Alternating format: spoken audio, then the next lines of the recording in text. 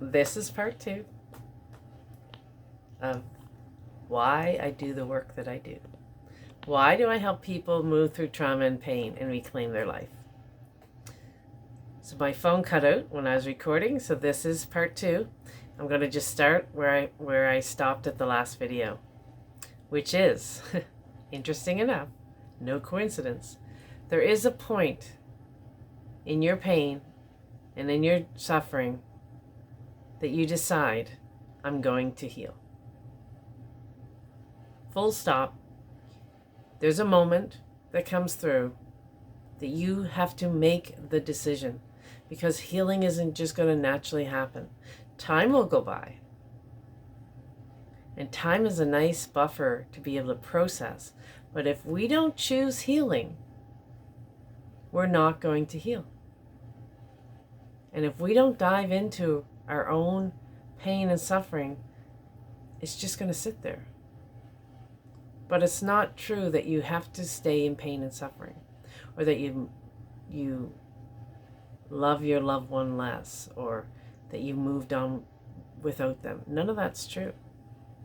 But what did happen when I decided to heal after Rehtaeh died, and it wasn't right away. It took time. It's a process. I had to feel all the horrible stuff, and I still feel it.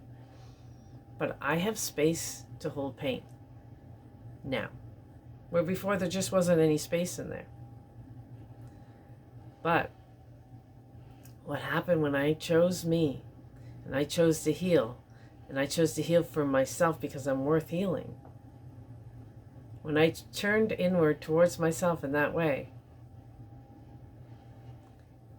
the same amount of growth I had when she entered my life, that energy that she came in with, that she infused me with, that motivated me to get an education, after she died, and all the pain and all the suffering and 3 years of crying every day and not knowing what I was going to do, every day that I chose healing, I moved towards something I had no idea of. And the amount of healing and transcendence that I've gone through since she left has been huge. My transcendence and the pain I felt when she left started dancing with each other.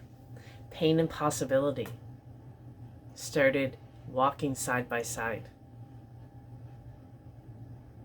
And that type of, I might have said I want to heal. I didn't know what that looked like.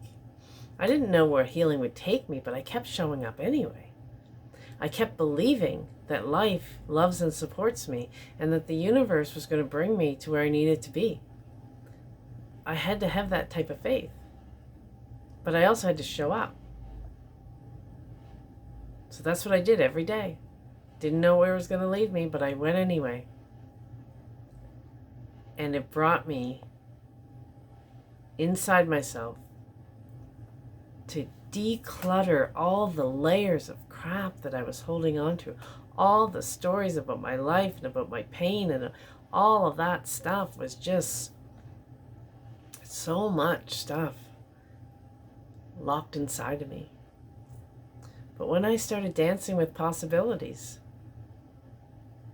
I had no idea where it was going to bring me.